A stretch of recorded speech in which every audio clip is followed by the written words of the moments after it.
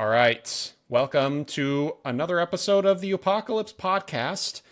I am one host, Kyle, and with me as usual, my brother. I'm the brother named Taylor. He is indeed. And today we got the big one. It's gonna be about Nosferatu. Oh, dude, your dumb voice, Or dumb accent come in clutch. actually, excuse me, or as a normal human would say it, Nosferatu by Robert Eggers. Came out on Xmas Day, and we're going to talk Perfect about family that film, today. dude. Yeah, this is our happy, high Christmas spirited episode where we talk about Nosferatu. So I just as at the top here, what Yeah. are your thoughts? What did you feel about the movie overall? What would you give it? Okay. What I'm going to say, because I watched it today, the showing was at noon. I watched it as soon as I got home. I had to get groceries and deal with dogs and eat food because I hadn't eaten for the day. And I basically haven't had too much time to process the movie. But what I will say is that I liked it, but I didn't love it, which I was hoping to love it. And I'm hoping during this podcast I'll be able to figure out why I didn't love it, because I don't really know why I didn't love it. It's one of those gut feelings where I came out of it and I was like, I should love that, but I didn't, and I don't know why. So hopefully we get there. But I did rate it a 4 out of 5, and I liked it. Whoa, a 4 out of so my just for record's sake, my jaw dropped and I looked at Brianna when you were describing it because that's the exact thing I said to Brianna on the way home. Was like, I liked Wow. it and I didn't love it, and I don't know why, because I look at each individual piece and I'm like, this was awesome, but add it all together, I'm just like, yeah, I thought this was really great, but I didn't love it. I liked it, didn't love it. But here you say you gave it a 4 out of 5. To me, I'm giving it maybe a 7, I think. Yeah, 3.5 out of 5. Should yeah. we just do a 10 scale? I like using a 10 scale personally. I always did too, but then once I started logging movies on Letterboxd all those years ago, I kind of changed. But they do the half star thing anyway. I don't get. So whatever. half stars means there's a 10-point scale. They're just too I know. much of That's cowards. what I'm saying. Bastards. Yeah, I don't know why they do that instead of just giving us 1 through 10. So whatever. So we're what not gonna I'll say stick to a about strict it code. is Yeah, that every character they introduced, I thought I was there and I was interested. Orlok, if I'm not count Orlok's do Bill Skarsgård is just I don't know, man. That performance was incredible. What I told Lauren, because I did, she asked how the movie was, so I was able to talk to her for a little bit.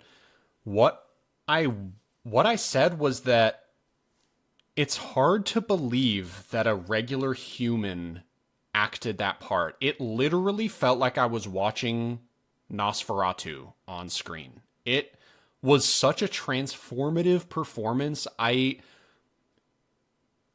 don't know what, it's hard to even talk about. He is unrecognizable as a human being. It was literally Nosferatu. It was unfucking believable. Yeah, I think that's a really good point of it. That's what made, I think that helps it a lot, is that you really do kind of have this primal fear, because it's this dude kind of does transform, and you never know what he's capable of or what he really looks like, or it's always I don't know. I have so many thoughts about this. Well, so here's the thing. I think with this podcast, because I think we'll be able to talk about it long enough to, have a solid discussion on it. I don't think we're going to have to go through the movie sort of chronologically like we normally do and discuss parts of it, because I think overall, tonally, it's so consistent as well that it feels like I don't know. It's almost like there weren't specific beats that I wanted to hit or talk about, because I want to talk about the movie. Okay, you know? cool. Because I have a couple of things I want to say specifically before we get into it, and that was the fun facts I want to talk about Nosferatu in the greater universe of our society here. So, Okay. the reason this is Nosferatu and not Dracula is because the person who wrote the story did not reach out to like Bram Stoker's like estate when they wrote it, and they so they couldn't use the likeness, so they just like made up this whole new character. It copies like the boat ride from his like count's castle to the country that he goes to. Like that's a copy directly from Bram Stoker's novel, which came out like 30 years prior or something at this point. So what ends up happening is the film is out there. It's a knockoff vampire thing. Germany copyright laws indicate that it was made without it is clearly a stolen work. So they make all copies illegal and burned. They had to destroy all copies of the movie. But like obviously some survived and have. It was also because that only happened in Germany and the United States, where it had actually made it over here. Bram Stoker didn't register the trademark properly, so Dracula is in the public domain. So you can't like claim that like, oh, this is copying Dracula, because anyone can make anything about Dracula here in the United States. So that's why you can find the film online for free. But big thing about Nosferatu. This is the first time he's ever been indicated as he is not. There's no charisma. This thing is a creature. It is a monster, and that is a huge delineation between the two. Is like this is the first depiction of a like monster version of Dracula, instead of it being like, "Ooh, I'm a sexy man. Let me lick your nickels." You know, as the famous Dracula line. Yeah, let me lick your nickels. Yeah. So that's.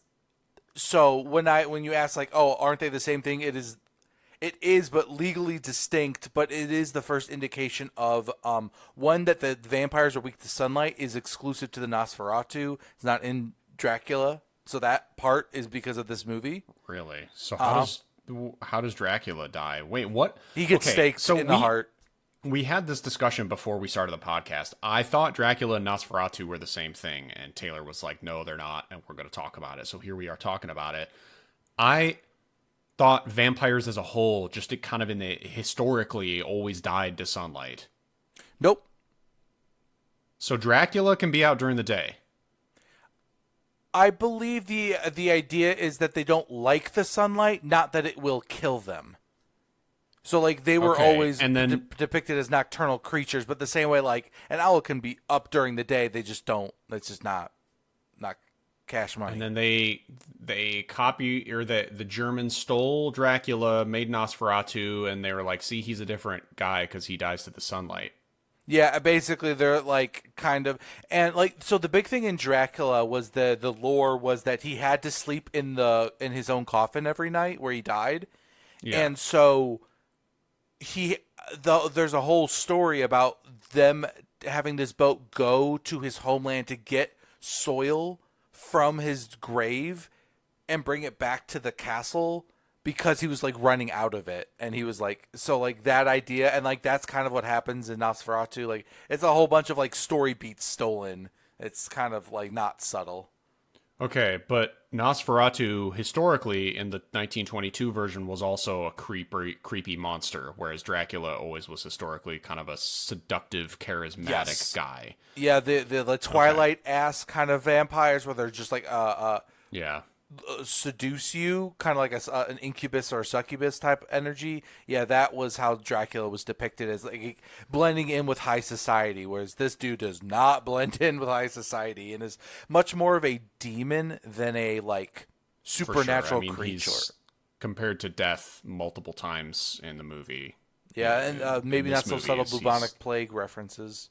Right, him basically bringing the plague and death, whether he kills the people personally or not. The ship he comes across the ocean on is full of thousands of plague-carrying rats. So he brings death, whether intentionally or not. Of course, intentionally, but Interesting. Okay. Yeah, I always just assumed for some So did reason I, this to guy be. had three different names, which was Dracula, Nosferatu, And Count Orlok, and then if you're a Scrubs fan, Dr. Acula was his oh fourth hell yeah, moniker. dude! And if you're a metalhead fan, that's a real metal band, Doctor Oh, Acula. really? Dr. Yeah, Acula. they suck, but no They pun just well intended. they copied Scrubs, Oh, that's why. absolutely, it's an homage. There's no homage. So what I want to say is I've never seen Lily Rose Depp act before. This is my first Me time neither, ever I don't seeing, think. and holy shit, dude, the Boy, commitment. talk about a fucking performance, man. You know, so I saw this without Lauren because she didn't want to go to a show at 12 in the afternoon, right at noon, and she also wasn't 100% sure she would like it. She thinks she would, but didn't really know. Well, good thing because the theater was literally packed. I couldn't believe it. There was one other than the very front row, there was one single seat in the very back row that I took and snuck in basically. Whoa, So, yeah, if damn. we went together, we would have been front row and, cranking our necks and miserable the whole time. So, she didn't go see it. One thing I said to her when I came back was, I don't think she would have liked it, and that's because there was a lot of like shrieking and crying and screaming and howling and moaning and like Lily Rose Depp. I mean, her character every other scene was flip flopping from like feeling horrible and melancholic as they kept saying her melancholy, her plague, basically her personal plague. She would go from that to laughing to crying to falling asleep at night and basically being borderline possessed by Dracula and turning into a demon. And I mean, she was just all over the place, but it was a very, I don't know. I don't want to say I was annoyed by it because it's, it all made sense, but I was annoyed by it. I was like, oh my God, she's going to be like screaming and crying and twitching again. Okay. I don't know. How do you feel about that? So this is where What do I you think can about that? share my personal problems with the movie. Is just like this type of horror doesn't affect me the way that I think it's supposed to. Like I don't get scared and like freaked out by like possession. Like it just feels too fantastical for me to feel. I don't know. I don't know how to articulate this, but the movie kind of feels like a possession movie for a good chunk of it because she's more or less possessed by the spirit. She is. Yeah, she's being possessed at night. Although she's not, doing demonic shit like killing people. She's just sort of being pulled under into this darkness where Nosferatu makes her dream of him every night, and she spazzes out and she says creepy stuff, but she doesn't like attack anyone. She doesn't kill people or animals. She kind of sleepwalks. That's basically it. She wanders in the night, and yeah, she kind of spazzes out and has seizures basically at night, and that's essentially the extent of her possession. Is just Yeah, torture. and like I She's don't know being if you've tortured. I saw an interview where she talked about she saw the movie Possession and like practiced the role based off that one performance. There's like a very famous scene of this movie Possession of this woman just like wailing in this like tunnel as like Yeah, that yeah, is yeah, supposed yeah. to be the I know that energy movie. that Yeah, she was trying to evoke, and that is very much that same level of like just yeah, it worked. there's like this level of like terror, like almost like the instinctual like caveman brain level of fear it's supposed to evoke with this like their reaction, and it just doesn't work for me. And it's not because of her performance, just like that type of fear just doesn't, or horror just doesn't, it doesn't click with me. And so The the spazzy possession stuff doesn't click. Although I don't know if it's just because the movie was done right, but Hereditary. even and the I mean witch that to shit. call out I was another Eggers movie. I know, but I'm talking about Hereditary specifically. That type of possession, I don't know. That movie fucking scared me, man. Like I was scared to go into my closet when it was dark at night, kind of scared. Like obviously not literally. I went into my fucking closet to like change into my pajamas and shit, but I just, it really, really, really freaked me out. And this movie kind of has the same things going on for it, but it didn't freak me out at all. Yeah. Do you know what I'm talking about? Did Hereditary scare you the way So it scared me? it didn't, but it's The Witch did in the same way that Hereditary did for you. Ironically, Oh, that's okay. why I brought up the Witch specifically, because I think about the possession of the child, and like as he's like about to die, and then he dies in like the attic up there. Do you remember that scene? Yeah. Yeah, I That do. one like really affected me and made me so uncomfortable and unsettled and like on the edge of my seat in a way that no other possession like sequence has. And I think that's what it was supposed to evoke for me, and it just didn't. And like part of me thinks is like this is the most conventional Robert Eggers movie. It feels like this like I could understand everybody and follow the plot, and I almost I kept saying to Brianna was like it felt kind of, I don't want to say predictable, but like I never was shocked by what happened on screen or story wise. And I think I kept Yeah, it's fairly normal and I and think I linear. kind of was wanting more You of know a what's coming. story to be like a story unfold and have some more layers of mystery. It really was a I remake think of an old movie at the end of the day, and I think that was on me a little bit. it also it's a different type of movie where a different type of horror. It's the dread. You know he's coming, and the whole movie is a build up to basically death coming to your doorstep. So it was intentional that it was predictable, I think. That's a good point. You Okay. know he's coming, and it's like you can't stop it. You're waiting for something cool to happen or the character to get the upper hand, and they just don't, and you know they're done. It's, like, that's how I felt while I watching it. think that the sequence in the beginning with Thomas going to the Good God, I think man, that's a good example of it, and like how so I good. really wanted to point out two things. This is something that I think was very interesting, is that so many of the shots, especially when they're showing the counts area, is there's so the set like the color is like completely drained out of the film that it felt black and white in so many of the sequences. I was like, this has to be a stylistic choice to like have there be Oh almost yeah, no yeah. color. But when they go back to Germany and they're like in their home, there's a lot more color in the clothing. But when you go back to the count's place, there's just like is no color left, and it fits with the idea of like vampire draining things of blood and colors. It's like, oh, so good. Yeah, it's a gray and black castle with gray clouds in the sky and white snow on the ground. I mean, it was just basically, yeah, grayscale, black and white.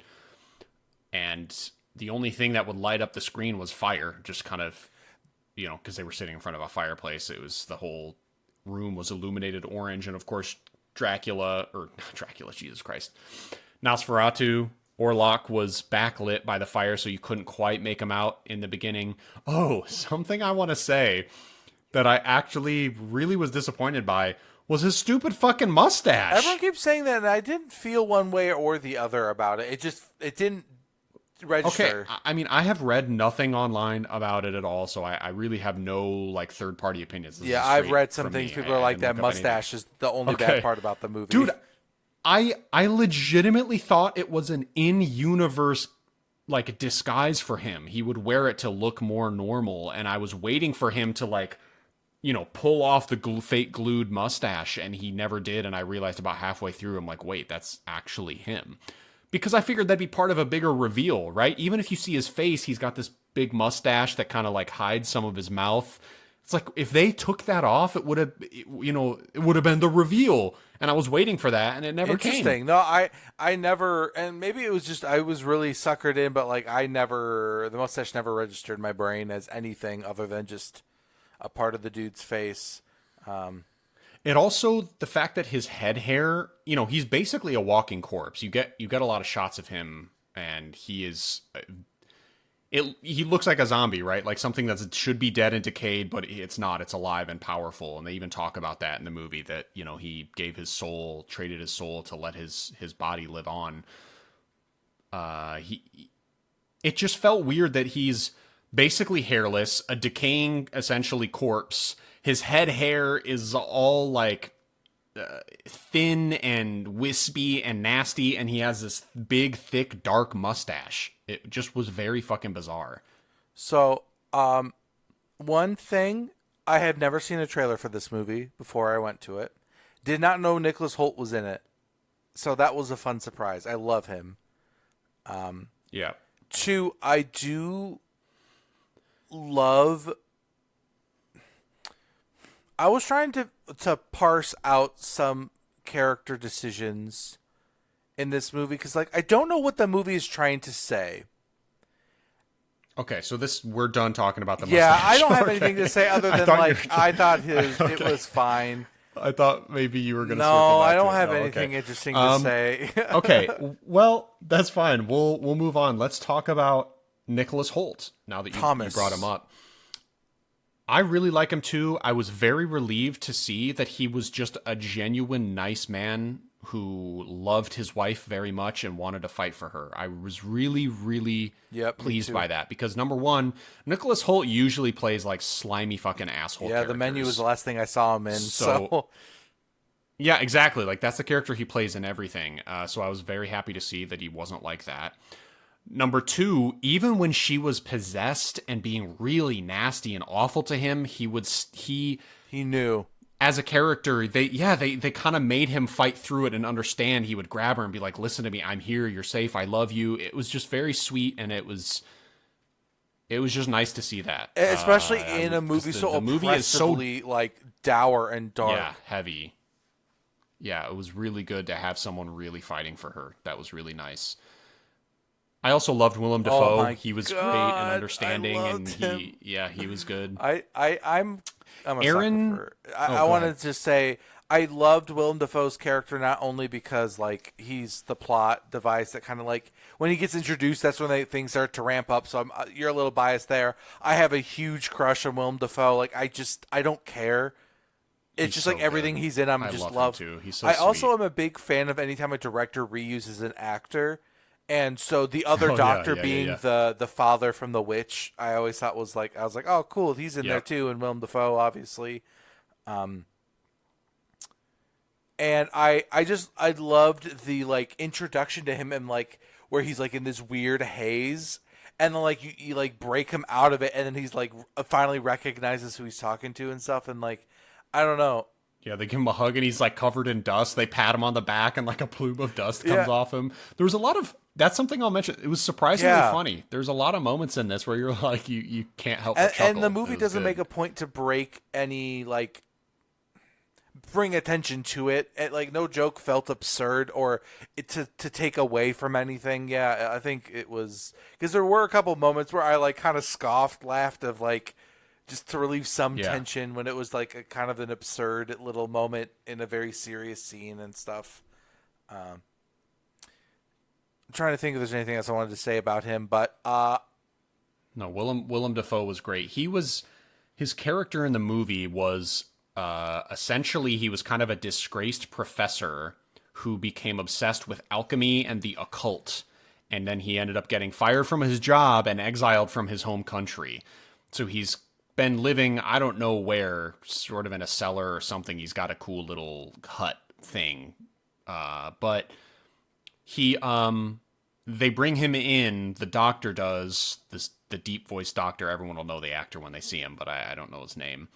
He brings in this guy as a specialist to try to figure out what's wrong with Ellen, Lily Rose Depp's character, the main character who's possessed basically by Nosferatu and connected spiritually to him. He comes in to try to figure out what's wrong with her because he's got more knowledge on possession and demons and stuff. So he comes in, of course, and all these people are treating Ellen like she's some kind of mental patient. They're tying her to the bed to make sure she doesn't move. They're drugging her every night, putting tranquilizers in her to make her sleep better because they don't understand what's happening. Yeah, he comes in, no more ether, and untie her. That was a good Willem Dafoe, by the way. Yeah, thanks. He comes in and he basically makes them treat her like a human being. So untie her, no more drugs. She needs to be clear-minded. Like, I need to be able to talk to her and understand what's happening. And so he kind of helps out there. I want so just to extend it basically from what you're saying about Thomas Nicholas Holt's character to almost all the characters is like none of them. I never got mad at a character for like it feels like oh they're doing this to they're overreacting to a scenario for the drama of the movie to inconvenience the plot, right? It felt like everybody's reactions like made sense and like people were genuinely I think trying in their best to like do what they think was the best in that situation. Like I never was mad at any character for any decision they made. Ellen is the only one who's like really hyperactive about but like it makes sense she's in hysterics about like being possessed by what is essentially the devil, right? So I thought it wasn't frustrating to watch these characters in a horror movie, which is really hard to do. Yeah. Like Yeah, I also I totally agree with that. I had specific moments in the movie where, for instance, when Ellen finally gets kicked out of Aaron Taylor Johnson's house, who I wanted to talk about, basically Nicholas Holt has to go meet the Count, to sign this deal to get the Count to live in this shitty old castle that nobody wants to live in. So Nicholas Holt has to go on this 6-week voyage way far away to Transylvania to help Nosferatu. Meanwhile, Ellen, because she's having these night afflictions, is staying with Thomas's friend, which is played by Aaron Taylor Johnson. And I don't know that I ever caught his name. What is his name? I forget.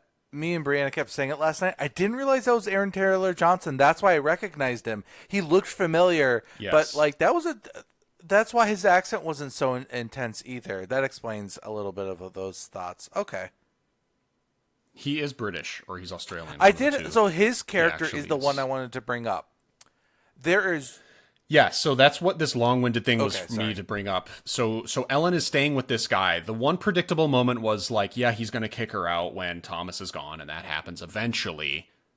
But even afterwards, he was a bit remorseful, understanding finally that Nosferatu is real once he was shown proof. Thomas ends up coming back and like showing him the wound on his chest from Nosferatu sucking the blood out of him. Because, of course, this whole time, Aaron Taylor Johnson's character, because he's a wealthy ship merchant guy, I don't believe in ghosts. You're telling me this is all from a make-believe shit? Like, get out of here. The plague is killing real people. It's not monsters and ghouls.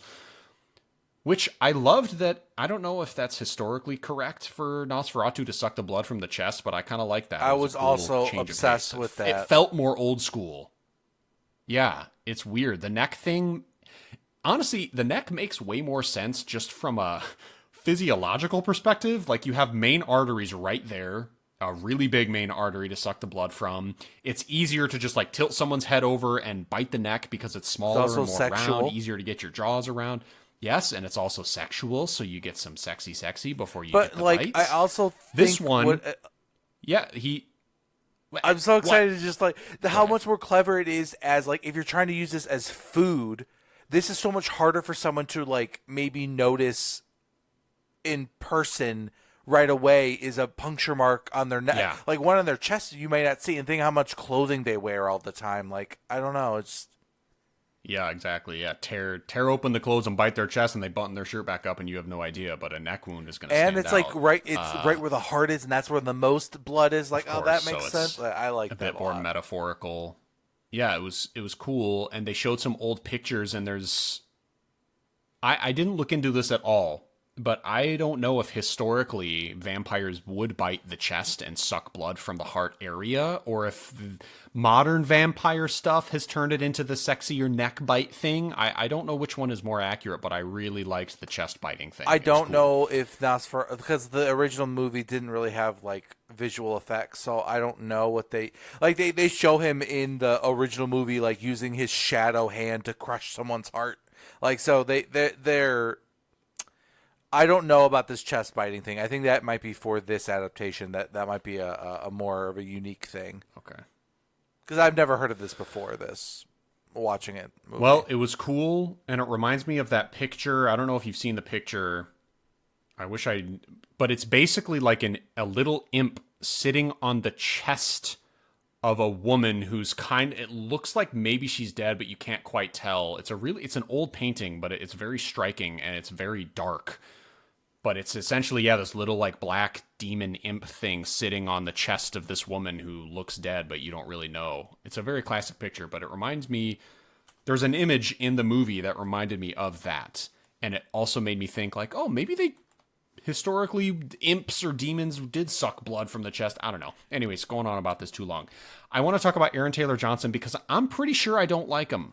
I think I don't like that actor. Oh, yeah, I think that's the correct opinion. I think you are allowed to have that. Because he is like Nicholas Hoult. Ironically, in this movie, he does not get to play someone out of character. He is always this fucking guy where he's kind of nice on the face, but he's a secret asshole piece of shit. That's the character that Aaron Taylor Johnson plays in every fucking movie, and it still holds true in this one. Although, towards the end, he became a little bit more understanding, obviously, when he realized Nosferatu was real. And the tragedy that man suffers. Woo, doggy. Right, yeah. So this is what I can see why you wouldn't want to live after that. I did want to talk about him because I don't think... I'm interrupting you because your point is boring and not interesting anymore. I don't like his voice, too. That's really nitpicky and it's not his fault, but he speaks in a higher register, maybe a tenor, and I find it hard to believe him as an authority figure. Interesting. Do you know what I mean? He just kind of sounds like whiny and like, I'm a rich guy. That's like how I always hear him in my head, and it's really annoying to listen to him talk. That's funny. But this anyways. is what is... I want to understand, why did they make him loathe Lily Rose Depp? So they show her when they're on the beach early. Her name is Ellen. I can never remember her right? name. Sorry. Okay. Ellen. Yeah, Ellen. So when they're on the beach, she like touches his hand as she speaks to him, and he like recoils. Yeah, violently recoils it, rips it out of her hand as she's trying. So to, is it just supposed to him. represent like that he is this class warfare, like the poor people are touching me, or is it I hate women? No. This woman, is it supposed to like what is the movie trying to say with the behavior? No, because he respects his exactly his like he wife. loves his family. He loves his family and his wife. I think he and Lily Rose Depp literally Ellen is asks her him name. later in the movie. Yes, Ellen. Why do you hate me? You've always hated me. You've never liked me. Why? And he won't engage with her. He's kind of refused. Don't talk to me that way. He literally also says like, yeah, don't talk to me that way. I refuse to engage you with this commentary, whatever they say in their kind of English posh talk. But yeah, he's never liked her, and she even asks him, and he still doesn't answer. So you don't get an answer as an audience. You don't know. I think he vaguely mentions that she's always been hysterical, and I think he doesn't like that she's been like this pretty much the whole time that he's known her. I'm not sure. Yeah, it's because like a lot of ways, what I'm why. trying to envision here is that like Nosferatu kind of is like this represent. There's a lot of sexual references, right? Like at the beginning of the movie, she's like moaning, like kind of in the beginning as she like gets invaded by his presence, right? And like, is it supposed to be a commentary about sexual like freedom, or how important it is to love somebody, or is it about like? And part of me is like, is it about like toxic relationships and like abusive people, how they worm their way in, and like then people don't trust you or believe you, or they're victims, but they're blaming the victim instead of the like perpetrator, and like even after you kill them, like the damage is already done, like you're still left with a like I don't know. Sounds like all of that would be probably accepted by the director if you were to talk to him and say, is it because of this, that, and this? He'd go, yep, sounds right. Yeah. Okay. So all that was so I liked him, and like even the foil. So he is supposed to be the character you like the least, and I still felt like he wasn't unbearable to watch on screen. His character wasn't like mean and nasty to everyone, and like even when he was mean, it's like very passive aggressive kind of, and it's not really the focus of the story, and he doesn't try to like manipulate anyone. Like he just at worst he's just a dick. He seemed, he seemed to be an actual friend to Thomas. Like there was nothing in it for him to have Thomas and Ellen stay And at they his house. imply just that he did it borrows because they're money buddies, from him, and he's like, "Oh, don't worry about the paying me back." Like, yeah, that's right. Yeah, Thomas mentions that, when I get this promotion, I'll be able to pay you back. I don't worry, I haven't forgot. And yeah, his Aaron Taylor Johnson's character says, "Don't mention it again. Don't say another word." So he seems like a decent enough guy. Just gets a bit fed up with the hysterics. Then in the end, is smacked in the face with the reality of what Nosferatu is, and yeah, that was probably, I don't know, the single most violent scene in the movie. What his wife walks in on their children's bedroom. oh yeah, no, and like that's all bathed Spoiler. in shadow. Like I was saying to Brianna too, like Yeah. this movie could have been edited to be like PG-13 almost. Like there's Yeah, it was there's close. obviously some nudity and like you cut out the scene in which you see the kids getting killed, and like it just like it. My point being, it wasn't nearly as like violent as I was expecting. It never gets explosively violent. I think it's much more violent imagery, like using like dripping blood and like decaying bodies, rather than seeing the like violence be done. Other than like maybe some of that chest. Oh, that's not true. There's a dude who bites some dude's neck, and there's some animal decapitation. Okay, all right. Yeah, there's a lot of blood. I guess I'm yeah, so desensitized yeah, to it's violence. pretty I think violent. that's what I'm discovering in real time. That's right. That is correct. Didn't even register that you saw a ton of blood. Let's pardon me. Yeah, so I wanted to talk about, because I've been having some thoughts on why I didn't love the movie. Okay. And this hopefully will lead to a more specific conversation, but I think it had to do with world building. So the production value of this movie is off the charts. Real. It is unbelievably good and gorgeous, and the sets, were these made for the movie or were these real places? I do not know. I was actually The castles that they were in were when unbelievable. you told me about I don't know. Interstellar set design, like why you're like, why did some of these places have it, other places don't? I was like looking through the streets and stuff. I was like looking for something that felt out of place. And I was like, man, this is just No, time. it was time so travel, authentic. dude. Yes, it really felt like they went to the 1800s and filmed this movie. It was so good. So good. I'm sure they found some crazy old random villages in Germany and filmed these on some streets with castles in the distance, or however they did it. But yeah, it was beautiful. I couldn't help but think, we will circle back to world building, but I'm going to talk about Robert Eggers as a director. For the first about 45 minutes, I was just kind of smiling and also just sort of like overwhelmed by the...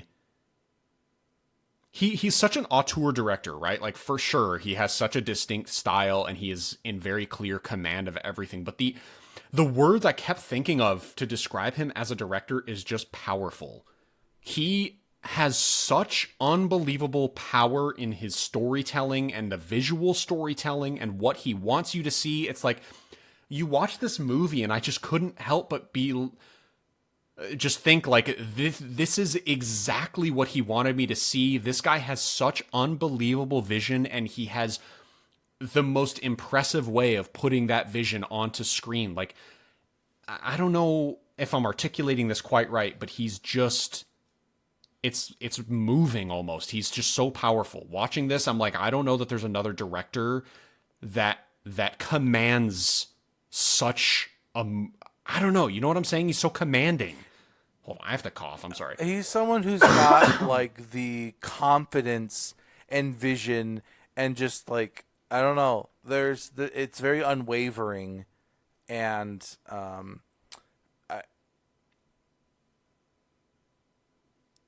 See, I feel like even you're having a hard time talking. Do you know what I'm saying though? You get that feeling when you watch I can tell you that all like, of his movies, really, but this one specifically, I was just blown away. I'm like, man, this is a this is a movie, dude. Like, I don't know how to it describe kind of it. gives me the vibes that David Fincher movies, where I'm like, kind of like after I've been in it for a while, I'm just like, oh, I can't wait to see what's happening because like I know where I'm going is going to be worth it based on like the way the movie feels.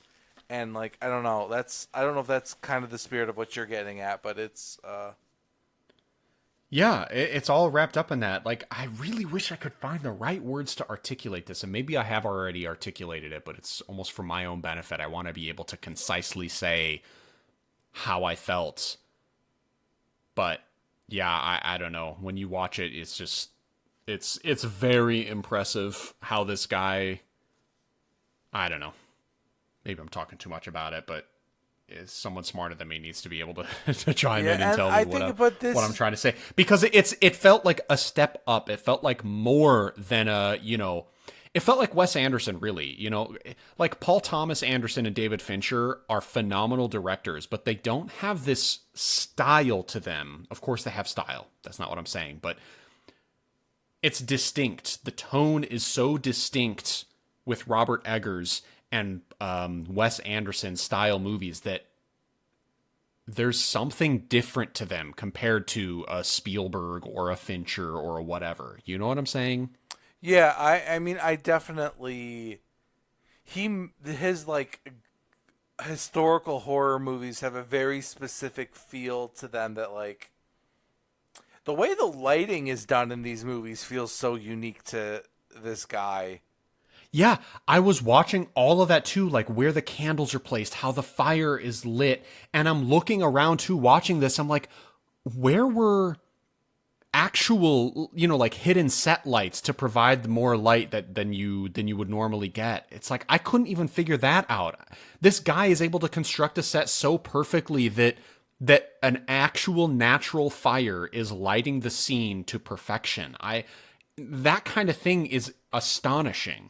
And maybe he's that good at hiding, kind of warm orange lights to imitate fire. But I was really looking for like secondary and third sources of lighting, and I couldn't find them. And I don't know. He has such a command over his craft that it's really hard to articulate. He reminds me of Wes Anderson. He's like the horror version of Wes Anderson. It kind of feels like someone who got to live and have a full career of movie making, get reincarnated, and gets to start over. Like they got the New Game Plus their way through their career. Because he is pretty young into this. Like he's been making movies for over a decade now. The Witch came out in I think 2013, but he's only done 4 movies. It was like The Witch, and then The Lighthouse, and then The Northman, and then this. Yep, he's made 4 movies. This first one was The Witch, and The Lighthouse, then The Northman, and then this. See, that's what I'm saying. So he's been making movies since 2012, but he's only made 4 movies. So his actual filmography is fairly short. Very short, actually. But you watch it and you go like, yep, this is Robert Eggers. I don't know. I think we should move on, but people will know what I'm talking about when they see it. But I just couldn't not mention how impressive it is and how just delighted I was. Specifically, it was during the scene when Thomas first meets Orlok, and he's sitting in that chamber with the fire in the background in this big, long, empty room with the big, long table. That scene, I was almost giddy because I was so enraptured by all of it. It was just unbelievable. I mean, Thomas, he was so genuinely fearful of this guy. He really was a stand-in for the audience. Like, you, as an audience member, are scared of Orlok. You don't know what he's capable of. And it's hard to describe, too, over dialogue. But the way the movie was filmed during this sequence was there would be a lot of panning shots, right? Like, you would see Thomas's face, and Orlok would be kind of standing over him. You only see Orlok's hand, like, on his shoulder or something. And Orlok hands him something, and as the camera pans to see where Orlok is walking, he's already like at the end of the table sitting down. So you get this strange sense that like the camera's panning in real time, but Orlok has definitely moved at a supernatural speed or something, because he's like way further away than what should have happened in the time that the camera was panning. Do you know what I'm talking about? So that's actually something I wanted to bring up that I loved about this movie was their time fuckery with the vampire stuff of like, think about when he fell asleep in the village the night before, he like has the dream about going out and seeing them like slay another vampire, but like Yeah, a and different then vampire. he just like wakes up and he's got mud on his shoes, and like characters just. Yeah, he wakes up like he's in a dream, but then he looks down and immediately And sees even his in the feet are scene muddy, so he with actually was out there. Orlok now, there's even a sequence where he tells him to like, he gets like blood starts to show up. He's like, okay, go sit by the fire. And then all of a sudden he's at the fire. He doesn't remember moving. There's just so much like being just yanked forward because like he loses control and like there's no memory. Like, yeah, And it's awesome. I loved that stuff. And what's so impressive is that, man, I think I'm respecting this movie more the more we talk about it. Substance. But maybe just this sequence specifically is what was so impressive to me. You never see Nosferatu move in a fast manner. He is so calculated and deliberate with everything he does. But as I was just trying to describe, the way the movie is physically filmed, they're able to depict his supernatural speed or even possession abilities or hypnotic abilities so almost off camera. You literally don't see him move, but the way that they filmed the scene, you understand that he moved too fast. Or at the very least, he like possessed somebody to not really pay attention or understand what's happening while he did something more extraordinary. And like Taylor's saying, there was a point where Thomas is sitting at the table and he's like nervously cutting a piece of bread that Orlok has like commanded him to eat.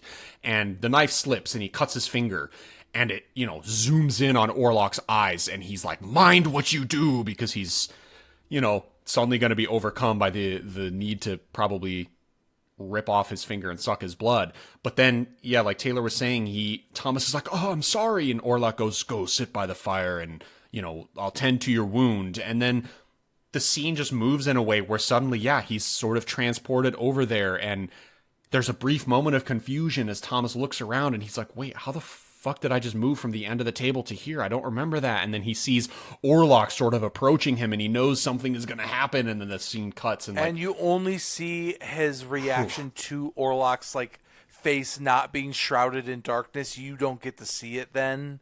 Cause like, yeah, that's right, because now they've sort of switched positions and Thomas is backlit by the fire and Orlok is approaching him, but because Orlok is approaching from essentially behind the camera, you only get to see, yeah, that's right, Thomas's reaction to what he's finally seeing. And Thomas is realizing this guy, because like the way it's been presented up to man. this point to him is like, oh, he's just eccentric and really old and gross, right? He only sees really gross old fingernails and stuff, but I think that's the first time he gets to see it, and like it dawns on him like, I'm not safe here, and he tries to leave and he can't, and then he gets trapped. And I think the escalation, it was paced really well of the yes, really I well. also loved the way the movie was filmed right like the next day where he wakes up, and like there's no dialogue given to Thomas, but like there's all these doors are slightly open, like he's being compelled to just like follow me in, and like they're like he's being pulled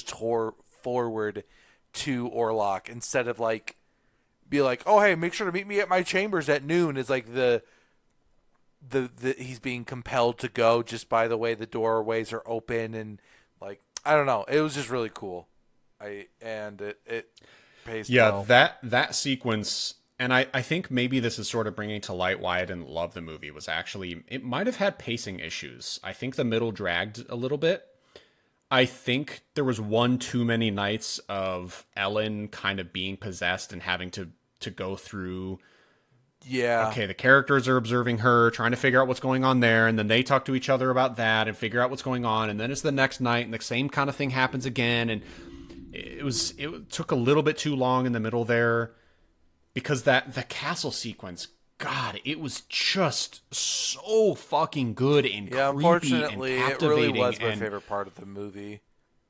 Yeah, it felt like maybe the movie peaked there and it was kind of downhill from there. Although when Orlok does finally come across the sea and come to... like Act 3 and Act 1 are both really strong. I think Act 2 is like... Yeah, I think Act 2 the drags. necessary info dump act where the lore is then found in a book where they explain all the rules and they're going to figure this out Yeah. and they explain who everybody is. Like, it kind of feels like that a And little we bit. keep having to see the sort of puppet that Orlok is using to help him. He's like sort of possessed this one dude specifically, I which loved is Thomas's how much boss, of like an actually. imp they made this thrall. Like, He was this so guy good. just isn't like, Yeah, I'm he was a doing little. the bidding for the dark man. It's like this fiendish, like, oh my god, I Yeah. need to do everything for you. Like, that's like the fanaticism. Yeah, he was giddy. Ugh. And the fact, Yeah. Yeah, giggling, and like when he escapes from the prison, he's like kind of hopping down the street, like hunched over. He's just he's very I much like a little loved that goblin. like He Igor was fun. minion monster thing, and he ate Yeah. animals. Like, the dude is just disgusting. Like, it is such a Yeah, an cartoonishly utter- cultish dude that like I don't know. It almost feels like he didn't fit in with the movie, but at the same time, Orlok is such a presence that like that it does work in a weird way. But a lot of the like, I think the really like intense violence actually stems from this character, outside of obviously Orlok, because he kills at least, you see him kill at least one person, bite the head off a pigeon, and he gets naked too. You can see his butt. a couple times. Yeah, he See, the thing is, like, as I talk about it, it's like I like everything in this movie. It didn't move me. It just was like, this feels like a fun roller coaster. And like I could talk some more about specific things, but like I think the ending shot is so fucking gorgeous, and I love the way that they like what Aaron Taylor Johnson's character's like descent into madness. I think showing everybody's descent into madness and how it's being like represented, and like it was just so compelling and dark, but it just like didn't, I don't know how to say it other than like the vibes just, it didn't. Yeah, I wanted to. This is a good time to circle back to world building. I think it's little things that we didn't get to see that would have made the world feel more full and complete and made us invested. And I realized it had to do with a lack of world building. And what I mean is, we would see shots of the streets and it was bustling and there's people and they're doing stuff, and the world felt alive, but I didn't feel invested. And that's because we didn't get little shots of like, they never had to go to the post office to get something or mail something. They never had to go to the pharmaceutical to get a tonic. Yeah. They never went The city down. wasn't engaged. They never went down to the. Right, yeah. They didn't have to go down to the dock and talk to a dock worker and figure out how to get a shipment. There was none of those little things. It was all very insulated. Everything took place in rooms and in people's houses, and it was characters that knew each other talking to each other. There wasn't those little sprinkles of things that really made the world feel real. And I'm realizing that's why I didn't love it, and it's because I just couldn't get invested enough. It was almost like it was so focused on style and being like beautifully shot and enchanting, but it missed that little special sauce with the couple little world building things that would have really helped. Because the only thing that I remember about that bustling thing was that it was used almost as a contrast from when not like the plague arrived, and the street being completely abandoned, which I think was like a cool like moment to show how desperate. And I loved like how insane the hospital looked with the plague, and like it just the scale of the damages has brought. Now I want to talk to you because there's only a couple things in here that stuck in that like make me think and feel. It is, what do you think about Ellen relationship with Nosferatu? This idea that like she said, like, as a young kid I felt so alone, I reached out to a voice, it whispered back, and what,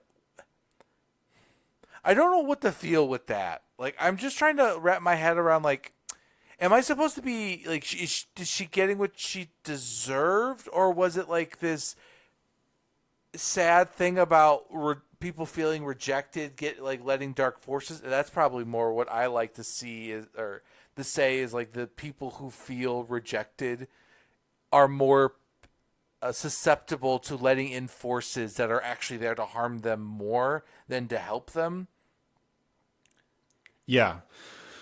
Yeah, that's a good way to put it. Yeah, not just lonely or sad, but desperately lonely and desperately depressed and willing to do almost anything to try to fix it, and then you get duped by a parasite. Sometimes by this an feels evil like this should have been force. TV show because I bring this up because why is it when Thomas is there she is stable? Is it that like the idea is his Nosferatu's presence can't be there when true love's presence is there? Like what it because like it's very clear that she becomes lucid when he's around, but when he's not there, she is just like burgly durgly gurgly. You know what I mean? No, I don't know what the fuck that means. So, yeah, when she's with Thomas, she's very grounded and human and in love. And then when Thomas is not there, she seems much more susceptible to Nosferatu. And there's even a scene towards the end where she's in a room with just Thomas, and she's going through her hysterics kind of thing and feeling scared and desperate, and then she's kind of crying, and she walks to the window, and you see just from her back, she looks out the window and she suddenly kind of transforms. And she does and like she gurgle. turns around and she's. Does So she are you talking gurgle? about the scene where like that is a really intense bedroom and they fuck at one point and then they okay. Yes. So when Yeah, she that. does it, besides the shift, she does the wheezing that Orlok does. Yeah, I the heard Nosferatu there was a does. slight inhale wheeze. It's like, oh, that's the influence taking over. Yeah, she's possessed. Yeah, and then she turns around and she's suddenly kind of mean and nasty to Being and to Basti. Thomas, and then she even gets Thomas to sort of debase himself. Not debase himself, but sort of lower. I don't know what. Very animalistic. She even. kind of- Yeah, she pulls him in because she basically goads him by saying like, you never could please me how Nosferatu could please me, and just like right then he like picks her up and puts her on the bed and like starts having sex with her, and she's like yes, and it's just kind and of then she like a very becomes lucid animalistic in the middle of it all of a debased sudden sex. and like wants him to stop, and it's like, Yeah. well, it's And he realizes too what's happening, and that's when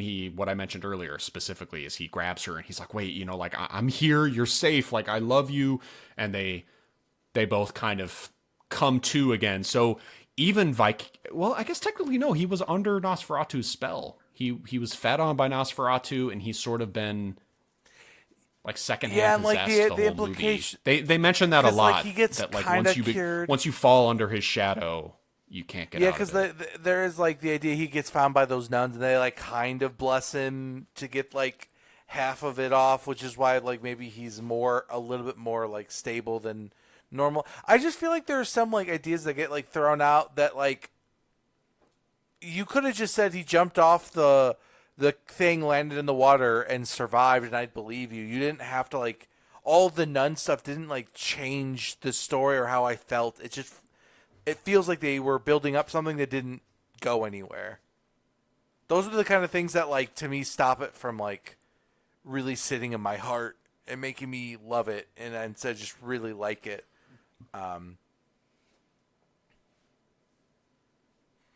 I feel like that's sort of the world building that I was mentioning that they were doing to try to make you. Well, I'm saying So, like, if he it just fucking jumped into worked, the you little river- idiot. So if he just jumped into the river and like showed up in town, you would have been like, oh yeah, okay, sure. I guess he just survived the frigid winter waters and swam, 6 weeks worth of river. You could. It's the fact that it's the nuns know and they're talking to him about the curse, the long shadow, and like it felt like it was this is a long-term thing, but it didn't. What did they do? Like, it could have been anybody. Anyone could have found him. They didn't have to be specifically like the Catholic nuns who then bless him and cure him of. I don't know. Maybe I'm wrong. Look, I'm not a professional critic here. I think that sometimes I might have a thought or opinion that is completely invalid, And I think this might be one of those, to be completely honest, that I could just straight up, I feel kind of dead wrong about my opinion on it. It's Okay. because like this is what's so weird about this experience of watching this movie is like I want to know why I don't love it more, and that's what I'm trying to figure out. So I'm trying to like talk my. This is my therapy session for figuring out why Nosferatu isn't my Right. favorite movie I've seen this Movie year. therapies. Yeah, I think for me, like I said, it was the little bits of world building that would have made the world feel more complete and would have been able to capture me more and make me feel more invested. I think I also got exhausted by Ellen, which of course could be intentional, but I got exhausted to a point where it took me out of the movie where I was like, fuck man, I don't want to watch her have another fucking seizure. Like literally 6 or 7 times in the movie, she does these spaz out possession kind of scenes and it gets too much to deal with. So that kind of took me out of it too. Granted, again, going back to performances, she did all the physical things herself. I did read about that. Robert Eggers saying that they could only do 6 or 7 takes of a lot of those scenes because it was just so exhausting for her, which is unbelievably impressive. Bill Skarsgård, that was actually his voice as well. They didn't do any Fuck ADR or off, modification. dude. That was his fucking voice. If you hear him in interviews, he just sounds like me. He's like a normal dude. I'm so and sick he, of that talented people being so talented. that performance, man. Yeah, character actors that are really good like that. Oh my god, I don't understand it. I don't know. We could probably have a whole podcast just talking about his performance. I mean, I kind of want It to sucks, like, because I about want it to talk again. about it more, but it's something that I think is so good about it. Is it's just like he is an omnipresent force in the film. You're always thinking there. His presence is always there. Like they're always talking about him or something that he has done or is impacting. Yeah, or someone is suffering from the effects of even having been in his presence or having gotten to yeah, he's ever present. That's something I wanted to talk about too. Was the tone, I mentioned it earlier, I guess, the never-ending dread. I loved that you just accepted that Nosferatu was an unkillable force of death, and of course he is killable, right? Like that's the whole thing, is kind of what they're trying to do, stab him in the heart at the end. They try, and then Lily Rose, why am I saying that? Ellen's character like having to do the trick to like get him to die. He was so overwhelming, and I loved that. I loved that basically, again, going back to that first scene that we both loved where Thomas is in the castle with Orlok, you instantly understand this guy is so beyond human capability. His power is so vast. There's no way that these people can do anything to this guy. And that's what also was cool, is that he wasn't like Superman where he could just fly across the ocean. Like he had incredible magic and influence and hypnosis and physical strength, but there were still limitations to what he could do. Like he had to possess at one point Thomas is able to sort of lock Nosferatu in a room by putting a big iron bar in front of a door. But from the inside, Nosferatu commands Thomas to turn around and open the door and lift the bar off the door.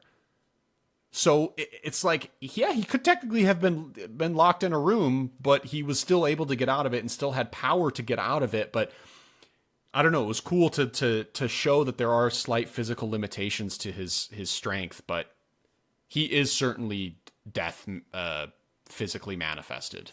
Yeah. And they did a great job of showing that, and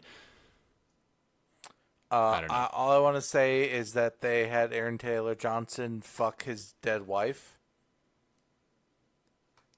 Okay, I got that implication. So actually, Kyle, didn't know if I was inferring incorrectly. it's very but interesting is that the position they find them in is very similar to how Nosferatu is found with Ellen at the end.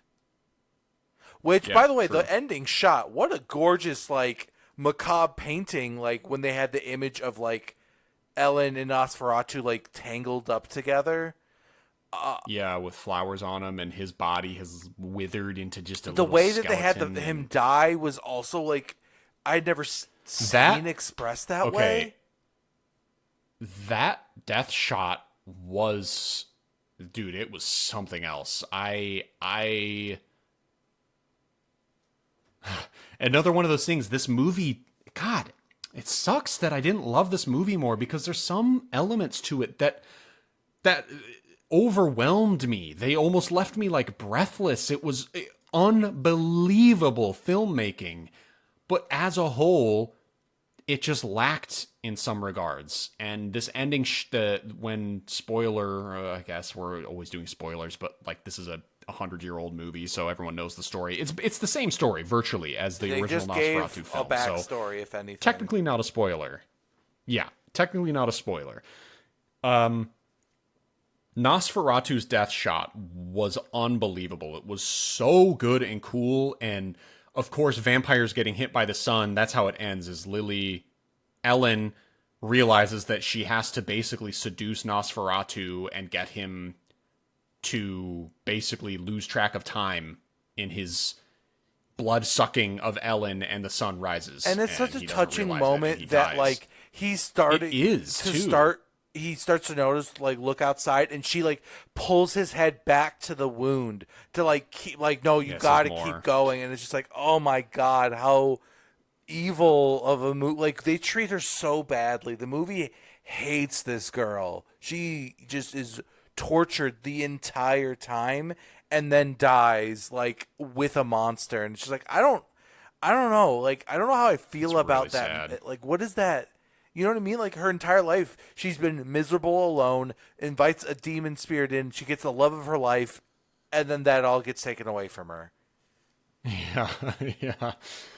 You know, it could just be, of course this was written. It's also a horror story. Like, it's bad shit happens for no reason. Yeah, it might not have the sort of modern commentary that we're going to force upon it. But yeah, it could be a commentary on depression as a whole, mental illness. It could be even about that.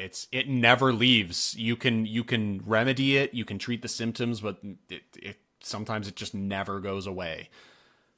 But honestly, I don't know. I don't know that I even want to talk about meta commentary necessarily. No, and what I'm just getting at is more movie. of like that. It was just kind of sad that that's all that happens. It was, but yeah. When you think about her life in the movie from start to finish, it's like, man, that sucks. Everyone in the movie has everything they love taken from them, or they die, or both. I think Thomas is the only surviving. Both the doctors survive. No, I mean, yeah. And they didn't have any loves or anything. Also, I did think it was funny every time, like they're just like they just have too much blood. You gotta get the blood out of the body. It was always like, man, no wonder people don't trust doctors anymore. We used to think, oh yeah, you have too much blood. That's why you're sick. Yeah, they made comments about Ellen's character. Yeah, like, oh, did you drain her? She had too much blood. That's why she's acting hysterical. They have a scene where they literally puncture her wrist to make her bleed, and it's just like, man. No. What? No, they didn't do that to make her bleed. I think he did that to demonstrate how possessed she is. Oh, well, he did say tend to the wound. But I heard them say they like get your kit like to like drain blood. That's what I thought. Yeah, that was earlier. But that specific scene, he even says, pardon the grotesque demonstration that I'm about to do, but I need to show you guys that she isn't just having nightmares or faking this. She is truly possessed. And he picks up her arm and stabs like a big ass. It's more than a needle. It's not just a needle. It looks like a nail, really. It's like that thickness. He stabs just like this 10-inch nail through her wrist, and of course she's just like, still not kind of reacting possessed, to sleeping. it in any way, shape, or form. Yeah, not reacting, and he's like, "See, she's fucking Never gone." mind then. That makes more sense now. That I also want to talk about going back. I suppose we are nearing the end of the podcast, which fittingly we're talking about the end of the movie, so I think that'll be perfect. I wanted to talk about. I actually felt fucking bad for Nosferatu. Yeah, it's sympathetic, and that's what I think is it's supposed to be a. I can't believe it. He was nothing but evil and horrible and a true demon, a monster. But at the end, when he finally kisses Ellen, and even she taunts him earlier in the movie, saying like, "I loathe you. You're incapable of love. You know, I called to you in a time of desperation, but I hate you." And at the end, he kisses her, and you can't help, of course, Bill Skarsgård's performance, just his physical acting. You can tell something. He needed it. He did feel something. Maybe he thinks he can't feel love, but it looked like kissing her. He felt something, and the way that he sucked her blood at the end too. It wasn't so vicious. He was actually like. Because they show her, him feeding on somebody earlier on, which I think they do a really cool like sound effect thing of hearing him slurp down swallowing. And how violent it is. Yeah, so it's like, between he would like a wheeze, inhale, and then like gurgle down this. Dude, it's brutal when they show that shot earlier of him. But so they show that, and then with horrific. Her, it's like it was disgusting. It's like, just like a much kid, more tender, like a baby getting milk from their mom. Nursing, yeah, that's the word. Which interesting you say that. That's a great way to put it. That actually was 100% the intent. I would bet. Of because think about like an animal hunting something and then feeding on the kill versus like being nursed by something that loves it and is like, that's God. what it was. Yeah, that's nice, dude. Nice. Because. The shot from above when they show this, it's her laying in bed and he kind of gets on top of her. He starts higher up and it looks like maybe he even kisses her cheek or her neck or something because as we know, they suck blood from the chest. So him being up by the neck, obviously in modern vampire movies, you're like, oh, is this sexy or bitey? I don't know. But in this one, distinctly, like, no, he doesn't suck blood from up there. So he must be trying to be tender here or something. And then he moves his head down to her chest and bites her. But yeah, I thought that whole sequence was really interesting. We spent 2 hours building up to this dreadful monster that you hate and you feel horrible for these people. And then suddenly there's tenderness here. And when he goes to look outside because he can tell the sun is rising, but she says, no, drink more. He's, sort of compelled almost by her now. The roles have been reversed. He ignores the sun and drinks some more. And then when the sun finally rises and he fully looks at it and understands what's happening, he lets out this horrible cry and screech. And you can see the inside of his mouth, even the way his tongue is moving. There's like a desperation to the way he's trying to like not die, but he knows he is. And she's like holding his head and caressing him and looking at him. And I don't know. It was beautiful and horrible and horrific and sad. And you felt bad for this thing that you should hate. It was an amazing ending. It really was really, I will really say good that Dracula is written back in the day as like a love story, like a love gone wrong type thing. So it kind of feels fitting that this imitation would also be about, or have an interpretation to be about someone who has lost everything. And like what happens is like, I don't know, someone who gets rejected, like how they can turn violent and evil, and like I don't know. There's a lot of like non-black and white ways to interpret this, and like obviously what he did doesn't mean like, oh, he should have been redeemed, he should have stayed alive, but it's like his death feels sadder this way of like what a waste, like what a shame. This is what the story. It's a tragedy, a Romeo and Juliet kind of ending of like. It didn't have to be like what a shame that this is kind of like how it all falls apart. Because like Thomas and Ellen were so sweet together. Like I love those two. Yeah, they were. And everyone loved them together. And it was just, I don't know, it was just so sad. And like Thomas thought he was saving her. And it like, that obviously was just sad on its own. And like, yeah, that ending was really good. Yeah. Yeah, Yeah.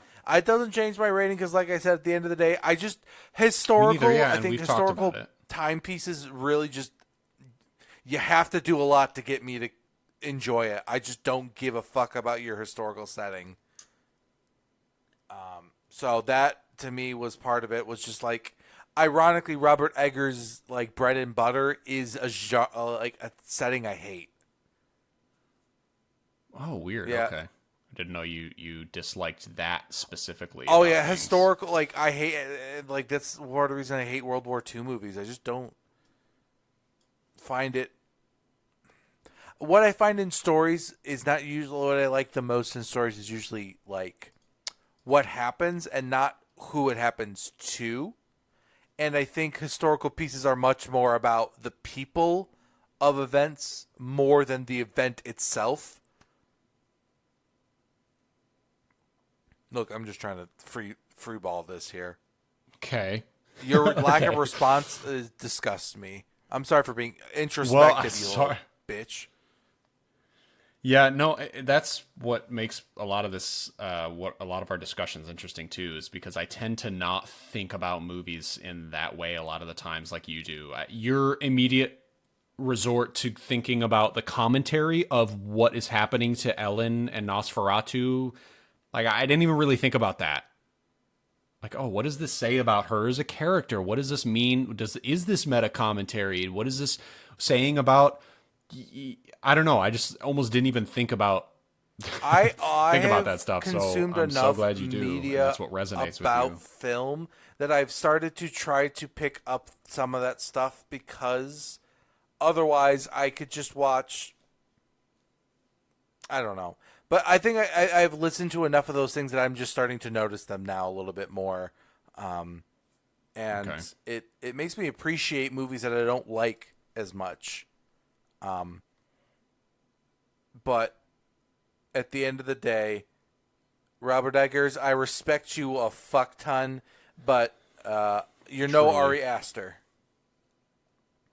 Though I didn't watch Beau's Afraid, Overrated. and it's just like Hereditary is so good, he could literally make a bad movie forever that I'd be like, he's still one of the greatest of all time. He made Hereditary. Yeah, it's funny because I think he has more misses than hits. No, he's because he's made 3 movies, right? Yeah, I'm pretty sure. Mid- Well, from the people I've talked to, I've never seen Midsummer, but I know a lot of people I didn't liked like it, but I'd love to hear why. It depends, I think, on what you want from Midsummer. I think it's a really cool movie because of themes, not necessarily because of the plot.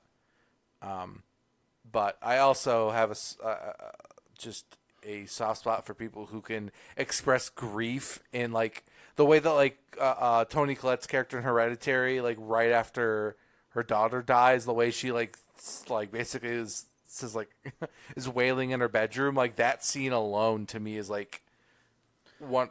It's also utterly criminal that she wasn't nominated for any fucking horror award. movies It's for some reason. unbelievable. Just her performance in that movie, oh my Death god. Dinner? Oh, it's the God. same with this one, dude. Like Bill Skarsgård should get the Academy Award this year for best acting, right? But will he because he's just playing a monster? And, like, Do they honestly, not care about that kind of acting? The problem I don't is know. too what time of year they released it. Like I think they've already done the Oscar stuff, but we'll see. I guess that's true.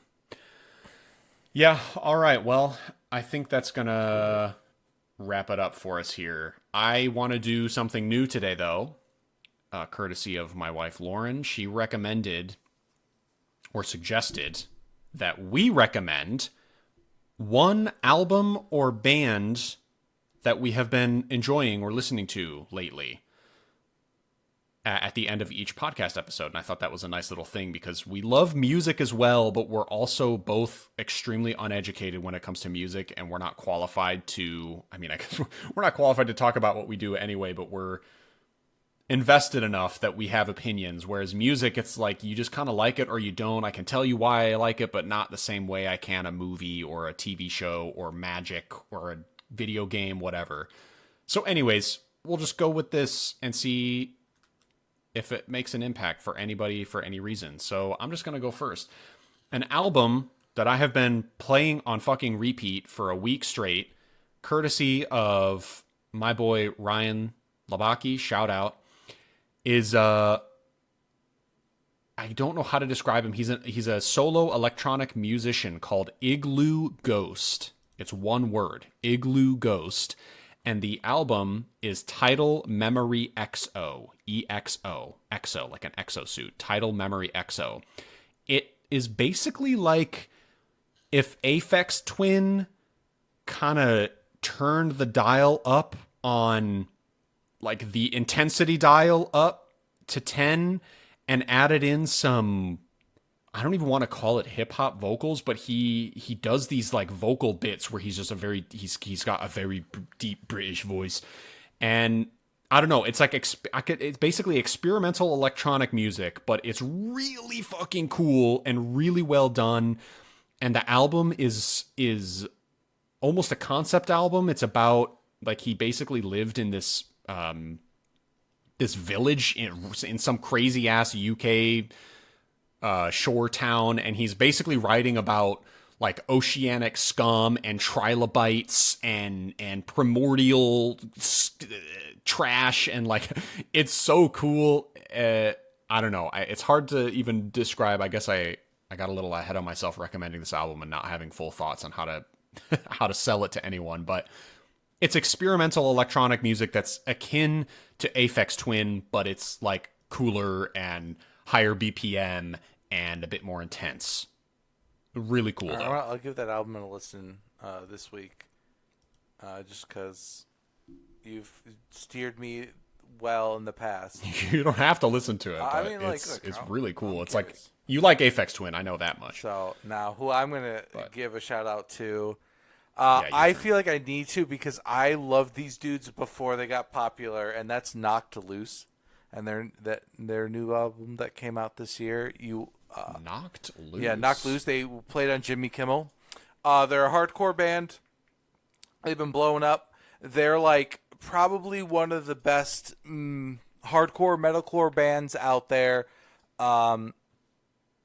They have, you know, like the steel drum song that's like very like the Jamaican thing that you can think of, the like dun dun dun dun.